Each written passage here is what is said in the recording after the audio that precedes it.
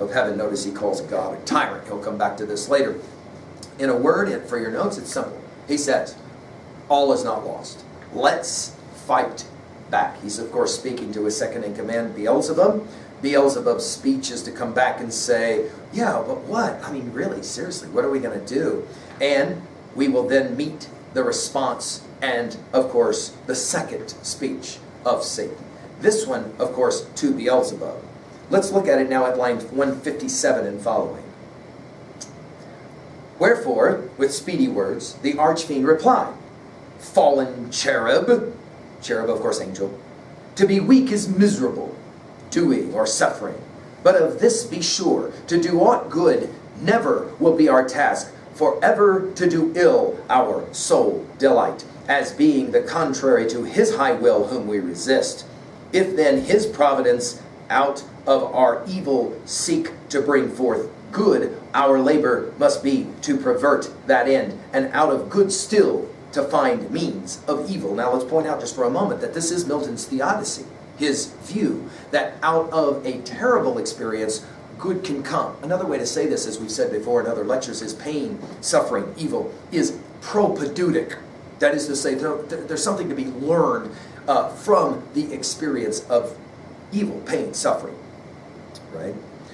Which oftentimes may succeed, so as perhaps shall grieve him, if I fail not, and disturb his inmost counsels from their destined aim. But see, the angry victor hath recalled his ministers of vengeance and pursuit back to the gates of heaven. The sulphurous hails shot after us in storm, overblown hath laid the fiery surge, that from the precipice of heaven received us falling, and the thunder winged. We're going to come back to lots of wings. The thunder with red lightning and impious rage perhaps hath spent his shafts, and ceases now to billow through the vast and boundless deep. In other words, maybe God has no more power really left. Let us not slip the occasion, whether scorn or satiate fear yield it from our foe. Seest thou yon dreary plain, forlorn and wild, the seat of desolation, void of light, save what the glimmering of these livid flames casts pale and dreadful? Look, there's land over there, he says, because they're laying on a river, a lake of fire. Thither let us trend from off the tossing of these fiery waves. There rest, if any rest can harbor here. The irony, of course, is that Satan is not good at resting or sitting. He's constantly moving, we'll see. But here he says, let's go over there on that ground and rest. And reassembling our afflicted powers, consult how we may henceforth most offend our enemy, our own loss, how repair, how overcome this dire calamity, what reinforcement we may gain from hope, if not what resolution from despair. So, we've got Satan saying, we're not giving up, but what we are going to do is we're going to get over there on that land and then we're going to go to work. Now, the next passage is quite a remarkable one and has been often quoted, so let's pay attention to it. The description of Satan. To this point, the description has been mostly linguistic. That is to say, Satan is a great speaker of words, a great rhetorician. He loves to use language. We're going to mention at the end of our time together that it was Plato who made observations about what happens when you let men who are eloquent talk and convince you to do things you probably shouldn't be doing in politics. And you'll remember that Machiavelli says in The Prince, the best prince is the best liar. Satan, of course, is the great deceiver, the great liar, right? But let's listen to the description of him. I'm at lines 192. Thus, Satan, talking to his nearest mate with head uplift from the wave, and eyes that sparkling blazed, his other parts beside, prone on the flood, extended long and large, lay floating many a rood in bulk as huge as whom the fables name of monstrous size, Titanian, or earthborn, that warred on Jove, Boreas, or Typhon, whom the den by ancient Tarsus held, or that sea beast Leviathan, which God of all his works created hugest that swim the ocean stream. Him, haply slumbering on the Norway foam, the pilot of some small night-foundered skiff, deeming some island oft as seamen tell, with fixed anchor in his scaly rind, moors by his side under the lee, while night invests the sea, and wished morn delays. So, stretched out, huge in length, the archfiend lay, chained on the burning lake. Now, for your notes, this is what we call at level 2b, an epic simile. Anybody can say Satan is large. The way Milton uses the simile is genius. He says Satan is so big that he's like one of those huge whales, Leviathan. Out in the middle of the water, a sailor looks at it and thinks that it's island and harpoons it to somehow moor himself to it, and then it moves. Huge, right? Huge. Trying to give you the sense of it. Nor ever thence had risen or heaved his head, but that the will and high permission of all ruling heaven left him at large to his own dark designs, that with reiterated crimes he might heap on himself damnation, while he sought evil to others, and enraged might see how all his malice served but to bring forth infinite goodness, grace, and mercy shone on men by him seduced, but on himself trouble, confusion, wrath, and vengeance poured. In other words, again, Milton's theodicy. Out of terrible, terrible things, God will bring forth something good. This is Milton's theodicy, and of course Christian theology at large. Now to continue. Forthwith, upright, he rears from off the pool his mighty stature. On each hand the flames, driven backward, slope their pointing spires, and rolled in billows, leave in the midst of a horrid veil. Then with expanded wings, I told you we'd be back to huge wings again, he steers his flight aloft, incumbent on the dusky air, that felt unusual weight, till on dry land he lights. Once there, we get the next speech, that is to say, Satan's third speech at line 242 and following. These become the most famous lines, and it's here now that you really want to pay attention. As he gets to the land there, he says it. Is this the region? This the soil, the clime, said the lost archangel. This the seat that we must change for heaven? This mournful gloom for that celestial light already pointed out in your notes, the distinctions that are being made between light and darkness. What is dark in me? Illumine from the opening lines of the invocation. Be it so. Back to the words. Be it so, since he who now is sovereign can dispose and bid what shall be right. Farthest from him is best. I'd rather be far away from God anyway. Whom reason hath equaled, force hath made supreme above his equals. It's almost as if Satan is saying, I'm so happy I'm meant to do this thing called fall out of heaven, be thrown out of heaven and land here. Farewell, happy fields, where joy forever dwells. Hail, horrors, hail. And again, this use of the word horrors, of course, the translation means bristling, and the language often will bristle with this use of the word horrors. Of course, already at 3a we can think about, remember Kurtz's last words in Joseph Conrad's Heart of Darkness, the horror, the horror. Hail, horrors, hail, infernal world, and thou, profound as hell, receive thy new possessor. One, look what he says about himself, one who brings a mind not to be changed by place or time. And now an amazing line, maybe the most quoted from the first book. The mind is its own place, and in itself can make a heaven of hell, a hell of heaven. What matter where, if I be still the same, and what I should be, all but less than he whom thunder hath made greater? Here, at least, we shall be free. The Almighty hath not built here for his envy, will not drive us hence. Here we may reign secure, and in my choice, to reign is worth ambition, though in hell. Better to reign in hell than serve in heaven. But wherefore, let we then, our faithful friends, the associates and co-partners of our lost, lie thus astonished on the oblivious pool, and call them not to share with us their part in this unhappy mansion, or once more with rallied arms to try what we may yet regained in heaven, or what were lost in hell. Now, this is, of course, amazing, amazing stuff, and we'll come back to it as we exegete at level 2 and 3, but let's just point out, this sounds a lot like, for example, some stuff that we will have heard elsewhere. Remember that in Hamlet, Act 2, Scene 2, right, Hamlet will say it, nothing is good or bad, but thinking makes it so. Notice the mind is its own place. What's the point that he's saying here? He's saying this: it doesn't matter where I am, because there I always am, because I'm in my mind.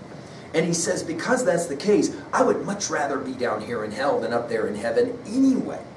Of course, he says it here, at least we'll be free. The irony, of course, is free to do what, and who allows him to do what he does? That's going to be an interesting question as we get into this theodicy issue of justifying the ways of God to men. But more particularly lines 262 again. He says it, better to reign in hell than serve in heaven. Later in book 6, we're going to hear from an angel named Abdiel, who in fact warned Satan about this whole notion of, I'm not sure that it is better to get thrown out of heaven on this kind of thing. And we'll also, later in our comments, remember Achilles and his interesting observation that he made to Odysseus when Odysseus visited him in the underworld about he would rather still be alive and be a nobody, a servant, than to be a dead king. Well, it's at this point, of course, that now we will, after our description of Satan and Satan's speech, we're ready then to begin the next part of our conversation of this book. And after we get now to the next passage at line 283, we're going to get the next description of Satan and the largeness of Satan.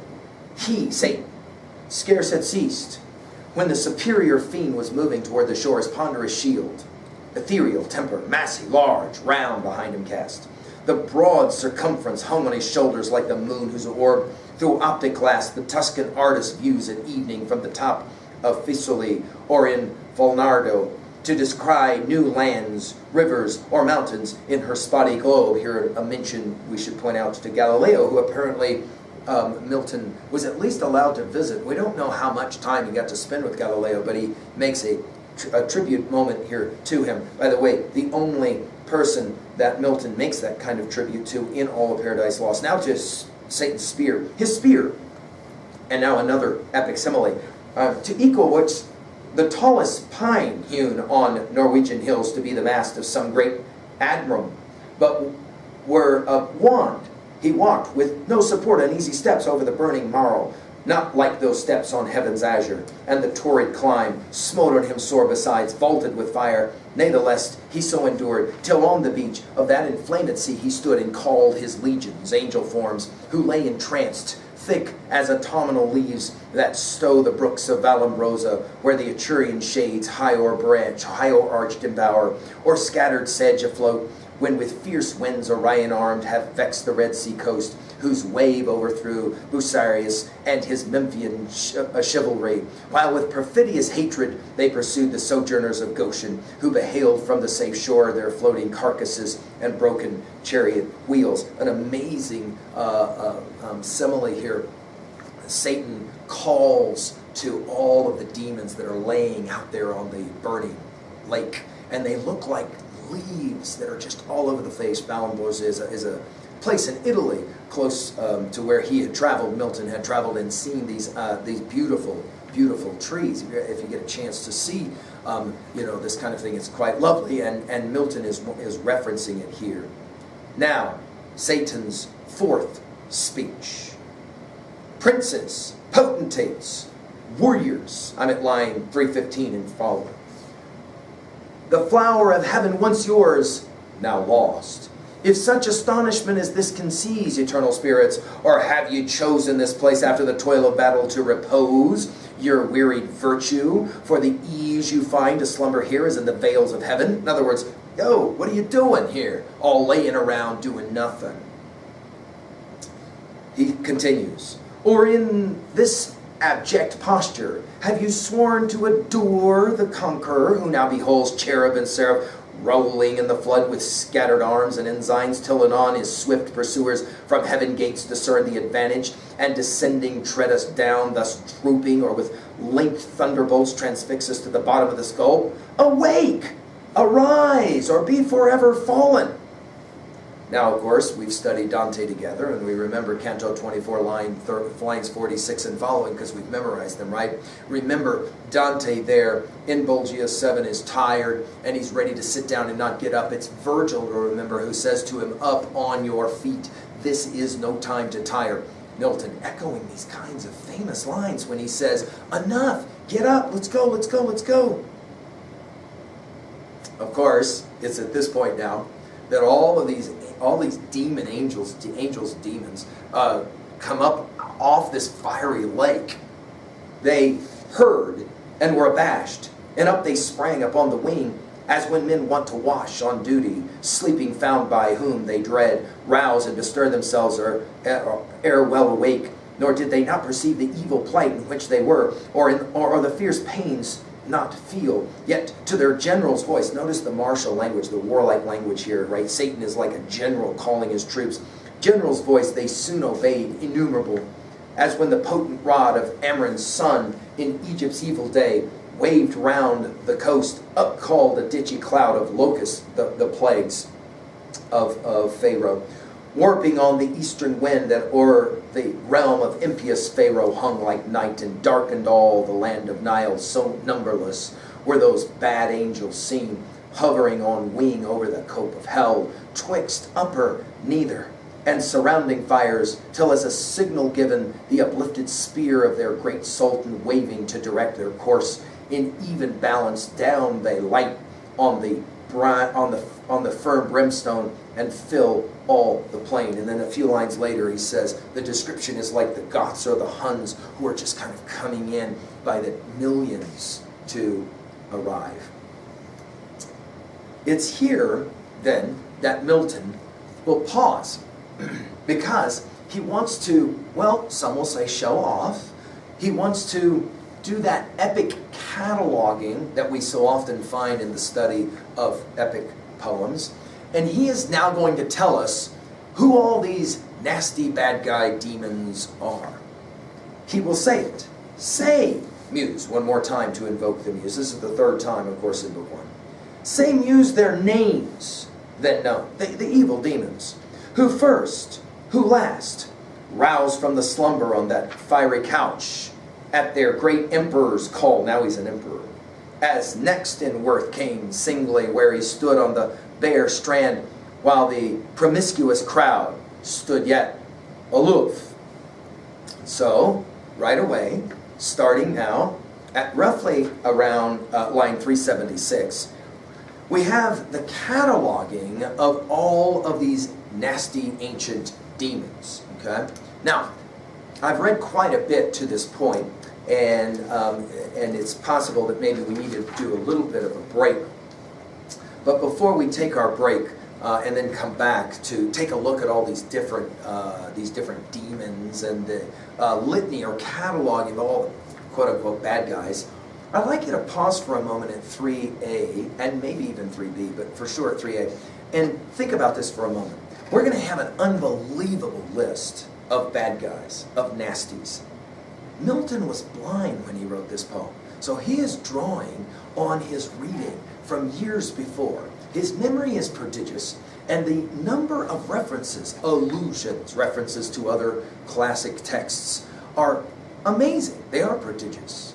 There's no Google around, so he can't just type in these and come up with them the way students, of course, today will. The epic catalog, of course, we've seen elsewhere. This will be Milton tipping his hat to the Iliad and to the Aeneid. But let's think about this for a moment. What is for you, we'll ask this more later in a bit, but what is for you your favorite villain? And why is it that a villain so often is a powerful part of a classic text that we like to study, or a film that we enjoy, right? Of course, we'll do this all the time, won't we, when we start thinking about the greatness of a nasty villain, and why a nasty villain or the evil component will make better a film or a text. Well, we're going to go through these chief bad guys. All we're going to do is list them. Unfortunately, I don't have time to be able to read all of this as we begin with Moloch at line 391. Let's take a little bit of a break, and then we'll come back and we'll finish up the lecture. Thank you.